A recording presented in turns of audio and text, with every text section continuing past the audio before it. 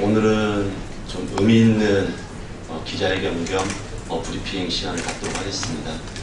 오늘 정의당은 민생 총선을 만들기 위해서 우리 선거가 정치공학적으로 흐를 때 소외된 사회적인 약자들의 목소리를 대변하지 못할 때 당사자들이 직접 이 정론관에 서서 우리 사회의 현실을 그대로 국민들한테 전달하는 시간을 갖고 갑니다.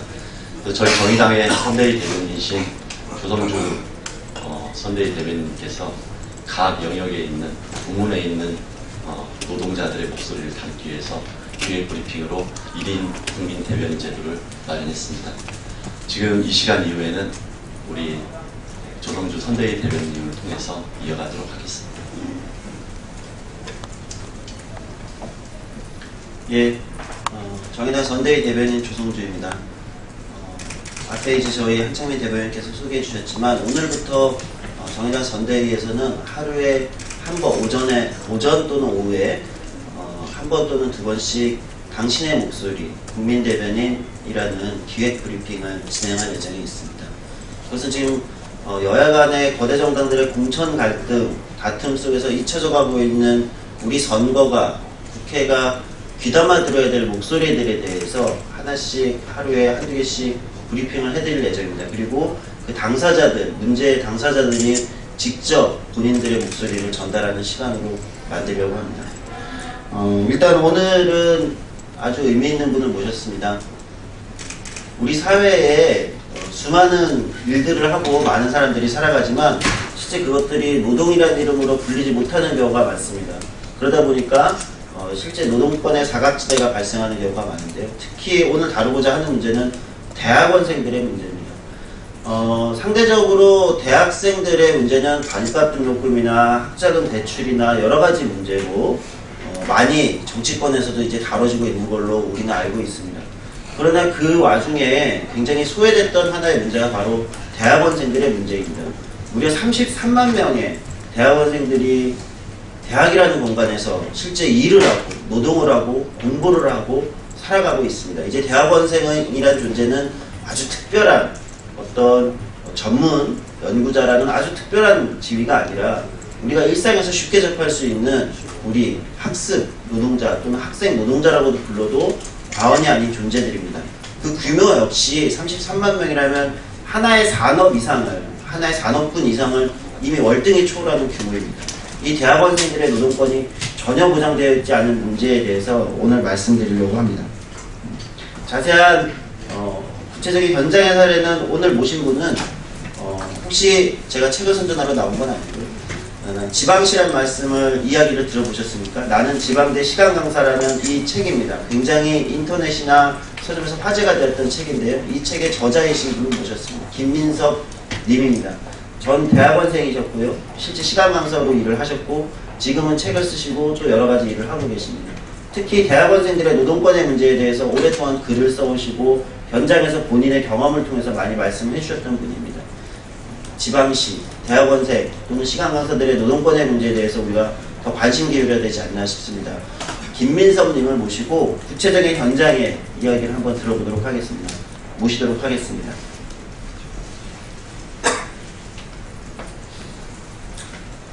저는 김민섭이라고 합니다. 작년까지 대학원생이었고 시간 강사였습니다. 지금은 아닙니다. 하지만 저는 오늘 대학이 대학원생 조교와 시간 강사, 그런 하부 노동자들에게 얼마나 가혹한 공간인가 하는 것에 대해 말을 하고자 합니다. 저는 2008년에 대학원생이 되었습니다. 4년 동안은 학과 사무실과 연구소에서 행정조교로 일했고 나머지 4년은 시간 강사로 교양 강의를 했습니다. 그러니까 저는 8년 동안 대학의 노동자였던 셈입니다. 그런데 어느 날 문득 나는 대학에서 노동자로 존재하고 있는가 하는 의문이 들었습니다. 대학의 상상 가능한 여러 공간에서 저는 노동했습니다. 하지만 노동자로도 학생으로도 그리고 사회인으로도 저의 과거와 현재를 쉽게 규정할 수가 없었습니다. 여러 대학의 학과 사무실에는 교직원이 없습니다. 대학원생 조교들이 학과 행정을 담당합니다. 어떤 이들은 교직원에 준하는 노동을 강요받습니다. 물론 이들 모두는 최저시급도, 4대 보험도, 주휴수당도, 퇴직금도 그 무엇도 보장받지 못합니다. 근로계약서 역시 쓰지 않습니다. 해야 할 일도 하지 않아야 할 일도 정해져 있지 않습니다. 교직원이 해야 할 일부터 여러 형태의 잡일까지 모두가 그들의 일이 됩니다. 그런데 강의실에 서는 학생이더라도 노동의 공간에 있다면 누구나 노동자입니다. 대학은 대학원생들을 행정의 최전선으로 그리고 강의의 최전선으로 내몰고 있습니다. 그럼에도 불구하고 대학은 근로기준법에 명시된 모든 최저의 기준을 무시해버립니다. 학생이기 때문에 정해진 장학금을 지급하면 된다는 그러한 태도를 보입니다. 일을 시킬 때는 철저히 노동자로, 급여를 지급할 때는 학생으로 대우합니다. 제가 아는 한 세상의 상식은 대학에서는 상식이 아닙니다. 대학원생 조교는 그리고 시간 강사는 노동하는 한 인간으로서의 최소한의 사회적 보장을 받지 못하는 존재입니다. 노동자로도 학생으로도 사회인으로도 스스로를 규정해낼 수 없었던 그 어느 날에 결국 저는 대학의 유령으로 저를 규정하게 되었습니다. 그리고 아까 말씀드린 이 책 나는 지방대 시간 강사다라는 글을 쓰기 시작했습니다. 나는 나의 과거와 현재를 뒤돌아보지 않으면 더 이상 한 발도 나아갈 수 없겠다라는 그런 생각이 들었습니다. 그것은 정말로 가슴 아픈 일이었습니다. 오히려 대학보다는 거리의 패스트푸드점이 저를 노동자로 그리고 사회인으로 대해주었습니다. 저는 얼마 전까지 맥도날드의 노동자였습니다. 새벽부터 점심까지 물류를 하차하고 정리하는 일을 했습니다. 그것은 물론 가족의 생계를 위한 것이었습니다. 그리고 무엇보다 4대 보험을 보장받기 위한 것이었습니다. 제가 조교일 때도 시간 강사일 때도 대학은 단 한 번도 건강보험을 보장하지 않았습니다. 하지만 맥도날드에서는 근로기준법에 따라 꼬박꼬박 월 14,500원의 건강보험을 보장해 주었습니다. 그것으로 제 아내와 아들 그리고 저 이렇게 세 사람은 건강보험 혜택을 받을 수 있었습니다. 제 주변에는 결혼해서 가정을 꾸린 대학원생 선후배들이 있습니다. 많이 있습니다. 하지만 그들 중 아이가 없는 이들은 대개 혼인신고를 하지 않습니다. 저도 혼인신고를 계속 미루었다가 아이가 태어나고서 출생신고와 혼인신고를 같이 했습니다. 서로 사랑하지 않기 때문에 서로에 대한 믿음이 없기 때문에 그러는 것이 아닙니다. 그것은 혼인신고를 하는 순간 독립된 건강보험 납부 대상자가 되기 때문입니다. 제 주변의 젊은 연구자들은 모두 대학에서 강의를 하고 있습니다. 그리고 조교로 일하는 이들도 있습니다. 그러니까 대학에서 노동을 하고 있습니다. 하지만 그 누구도 대학으로부터 건강보험 혜택을 받지 못합니다. 무엇보다 퇴직한 나의 아버지를 건강보험의 피부양자로 둘 수 없다는 사실이 가장 서글픕니다. 시간 강사의 평균 시급으로 계산하면 대학이 한 강자당 보장해야 할 건강보험의 총액은 2만 원이지 안 됩니다. 하지만 대학은 그럴 돈이 없다라고 말합니다. 그 많은 등록금은 모두 어디로 갔습니까? 어째서 연구하고 강의해야 할 대학원생과 시간 강사를 거리로 내모는 것입니까? 엄청난 대우를 해달라는 것이 아닙니다. 그저 사회에서 정한 최저의 기준이라도 맞추어달라는 것입니다. 노동하는 한 인간으로서 자존감을 지닐 수 있게 해달라는 것입니다. 1년 3개월을 일했을 뿐인 맥도날드에서는 저에게 이미 퇴직금을 지급했습니다. 액수가 많지 않지만 그것은 제가 어느 공간에서 노동자로 존재했었다는 그러한 근거가 됩니다. 하지만 제가 8년 동안 조교로 시간 강사로 노동했던 대학에서는 저에게 아무것도 지급하지 않았습니다. 그리고 앞으로도 그럴 것입니다. 우리는 모두 작년에 있었던 인문교수 사건을 기억합니다. 해당 사건의 피해자인 대학원생 조교가 겪어야 했을 아픔을 저는 감히 짐작할 수 없습니다. 지금의 대학은 모두를 괴물로 만들어내는 공간입니다. 가장 평범한 사람을 괴물로 변하게 합니다. 선한 의지를 가졌던 개인들 역시 곧 그 시스템 안에 함몰되어 버립니다. 그것은 사람을 위한 합리적인 제도와 매뉴얼이 대학에 없기 때문입니다. 저는 대학을 지식을 만들어내는 공간이라고 믿습니다. 그리고 그런 공간이어야 한다고 믿습니다. 적어도 햄버거를 만드는 공간보다는 더욱 사람을 위할 수 있는 그러한 공간이어야 한다고 믿습니다. 노동에 어떠한 위계를 두고자 하는 것이 아닙니다. 모든 노동은 신성합니다. 하지만 대학은 그러한 시대적 소명을 갖는 공간이 되어야 합니다. 저는 그것을 건강한 사회라고 믿습니다. 제가 저희 부모님께 물려받은 수저의 색깔은 아주 평범합니다. 반짝반짝 빛나지 않지만 밥을 떠먹기 힘들 만큼의 흙이 묻어있지도 않았습니다. 저는 오늘 대한민국의 가장 평범한 대학원생으로서 그리고 노동하는 청년으로서 그리고 한 아이의 아버지로서 이 자리에 섰습니다. 대학의 소문 노동자인 대학원생들이 젊은 연구자들이 조금은 더 나은 환경에서 강의하고 연구할 수 있기를 바랍니다. 노동의 정당한 대가를 받기를 바랍니다. 아파도 되는 청춘은 없습니다. 누구도 아프지 않기를 바랍니다.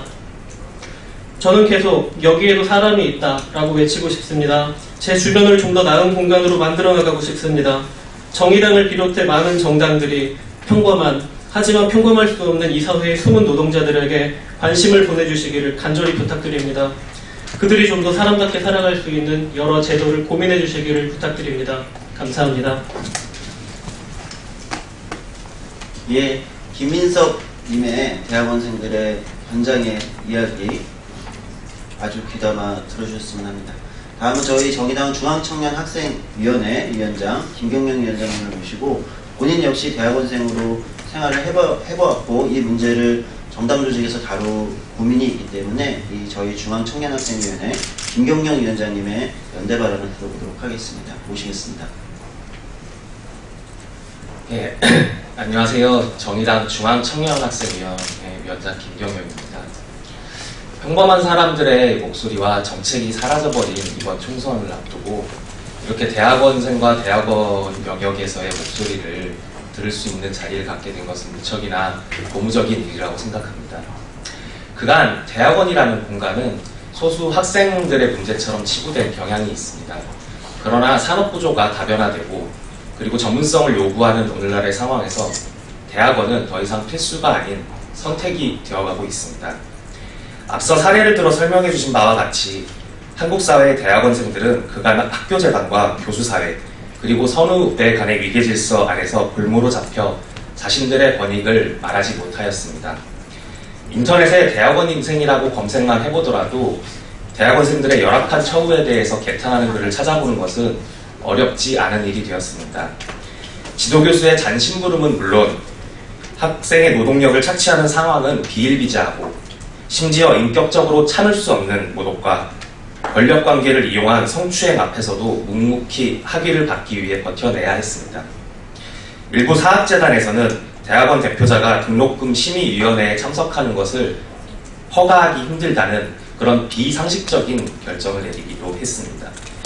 정의당은 볼모로 잡힌 대학원생들의 문제에 적극적으로 대응하고 이들의 목소리를 모아내어 정책과 법안으로 만들어 나가겠습니다. 슬픈 대학원생들의 초상은 이제 그만 멈춰야 합니다. 정의당 청년학생위원회는 이번 기자회견을 통해 대학원생들의 등록금과 관련된 문제뿐만 아니라 인간으로서의 권리를 되찾기 위한 투쟁에 함께하겠습니다. 대학별 대학원생들의 다양한 부조리 사례를 수집하고 그간 공론화되지 못했던 문제들을 수면 밖으로 꺼내는데 앞장서겠습니다. 특히 직접적인 이해 당사자 위치에 있기에 문제 제기에 소극적일 수밖에 없었던 대학원생들의 목소리를 대신하여 사회에 던지는 역할을 자임하겠습니다. 학문의 전당에서 미래를 향한 꿈을 설계하고 굳은 마음으로 대학원 진학을 선택했던 오늘날 한국 사회의 대학원생들에게 정의당은 든든한 버팀목이 되겠습니다. 감사합니다. 예, 앞서 저희 정의당 중앙청년학생위원회 김병명 위원장님과 김민섭님의 이야기를 들었습니다. 지금 이제 이 대학원생들의 노동권 문제에 대한 이제 정의당의 그 총선 정책 공약에 대해서 좀 간단하게 브리핑 드리겠습니다. 더 자세한 내용은 아마 저희가 서면으로 이메일로 보내드리는 브리핑 자료를 보시면 될 것 같고요. 현재 이거는 저희 통계가 아니라 대통령 직속 청년위원회에서 조사한 통계에 따르면 약 33만 명에 달하는 대학원생 중 직장 등 경제적 활동을 따로 하지 않는 전업학생이 89.7%에 달합니다. 그런데 대학원생 중에서 65.1%, 그러니까 3명 중 2명 이상은 조교 활동을 통해서 실질적인 노동을 이미 하고 있다는 것이 확인되고 있습니다. 그러나 전업학생의 58.1%가 스스로를 학생 노동자라고 인식하고 있지만 이들을 위한 어떤 노동권도 현재 법제도적으로 보장되어 있지 못합니다. 그래서 저희 정의당은 이번 총선에서 이런 정책과 공약을 대학원생들을 위해서 고민하고 있습니다. 대학원생 조교들에게 4대 보험을 즉각적으로 적용해야 할 것입니다. 일하는 모든 사람은 이건 노동이고 현재 한국의 사회 안전망이 대학원생을 포괄하고 있지 못한데 이것을 즉각적으로 제도 개선을 통해서 실행할 수 있도록 하겠습니다. 두 번째, 학부생만이 아니라 대학원생에게도 실질적으로 반값 등록금을 실현하도록 하겠습니다. 이를 위해서 현재 그 장학금, 연구장학금이나 이런 장학금 형태로 되어 있는 것을 RA, 연구보조 대학원생과 강의보조 대학원생으로 선진제도로 바꾼 다음에 이를 통해서 실질적인 대학원생 반값 등록금을 실현하는 걸 하겠습니다. 그리고 대학원 평가 항목에 대학원생 인권 항목을 즉각적으로 추가할 것을 요구합니다. 그리고 저희가 이것을 만들어내겠습니다. 학교 내 인권센터 설립을 의무화하고 여기서 대학원생들의 인권 문제를 다루도록 하겠습니다. 그리고 대학원생들 특히 아이를 키울 수 있도록 다양한 제도를 만들 필요가 있다고 판단되는데요. 이를 위해서 출산과 육아를 위한 휴가를 보장하고 교내 수유실 등을 확대하는 데 노력을 기울이겠습니다. 마지막으로 실제 대학원생 연구자들이 연구를 위한 추가 비용을 개인적으로 부담하는 경우가 현재 굉장히 증가하고 있습니다. 이것을 공공성을 강화하는 방식으로 전환할 필요성이 있습니다. 논문을 유료로 다운로드 한다든지 학교와 계약을 맺고 대학원생의 연구를 위해 참고문을 자유롭게 이용할 수 있도록 해야 됩니다. 그래서 현재 유료 시스템을 공공성을 통한 공공적인 어떤 무료 시스템으로 바꾸는 것, 특히 지금 우리가 앉아있는 이곳 국회 도서관 아카이브를 확대해서 전문 연구자들의 접근성을 개방하고 국회만의 도서관이 아니라 국민의 도서관을, 그리고 전문 연구자들이 추가적인 부담 없이 각종 자료들에 접근하고 좋은 연구를 할 수 있는 것을 저희 정책으로 제안합니다. 오늘 대학원생들의 노동법 문제를 처음으로 1일 국민대변인 1일 브리핑을 시작했습니다. 내일은 아마 민달팽이, 그러니까 우리 고시원 그리고 집 없이 살아가는 청년들의 문제로 또 브리핑을 드릴 예정이고요. 다양하게 취업성공 패키지, 그 다음에 학자금 대출 빚을 지고 있는 청년들 문제, 이런 다양한 문제들로 매일매일 이곳에서 여러분들을 만나겠습니다. 오늘 시간 동안 들어주셔서 감사합니다. 예, 브리핑 마치도록 하겠습니다.